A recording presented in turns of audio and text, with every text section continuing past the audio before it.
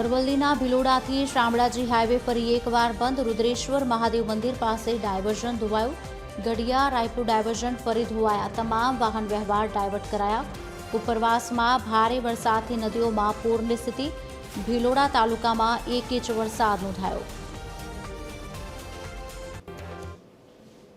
અરવલ્લી જિલ્લામાં આજે વહેલી સવારથી જ મેઘરાજા મન મૂકીને વરસી રહ્યા છે, ત્યારે ભિલોડા તાલુકામાં વહેલી સવારથી 1 ઇંચ જેટલો જે વરસાદ વરસવાના કારણે અહીંયા જે ગડિયા ગામ નજીક જે બ્રિજ બનાવવામાં આવી રહ્યો છે તે બ્રિજ ઉપર થઈને પાણી વહી રહ્યા છે। છેલ્લા સિઝનમાં આ 5મી વખત આ જે ડ્રાયવર્જન છે તે ડ્રાયવર્જન ભારે પાણીના પ્રવાહના કારણે બંધ કરી દેવામાં આવ્યો છે, કારણ કે જે રીતે પાણીનો પ્રવાહ વહી રહ્યો છે તે જોતા સાવચેતીના ભાગરૂપે અહીંયા અરવલ્લી જિલ્લાની પોલીસ પણ ખડકી દેવામાં આવી છે, કારણ કે કોઈ રાહદારી આ પાણીમાં થઈને પસાર ન થાય। હાલ તો આજે 20 જેટલા જે ગામના લોકો છે તે ગામને 15 કિલોમીટર ફરીને જવાનો વારો આવે છે। એટલે ગ્રામ લોકોની માંગ છે કે વહેલી તકે આ જે રોડનું કામ છે તે સમારકામ પૂરું કરવામાં આવે અને આ જે રોડ છે તે રોડની નીચે ગરનાળા નાખવામાં આવે, એટલે વારંવાર જે વરસાદી માહોલ છે તે વરસાદી માહોલમાં તે લોકોને તકલીફ ન પડે અને જે આ ડ્રાયવર્જન છે ડ્રાયવર્જન બંધ ન કરવામાં આવે તે માટે હાલ લોકો અપીલ પણ કરી રહ્યા છે અને લોકોની માંગ છે કે જલ્દીથી આ રસ્તાનું જે સમારકામ છે તે પૂર્ણ થાય। બીજી બાજુ પાણીનો પ્રવાહ છે ધીમે ધીમે વધી રહેવાના કારણે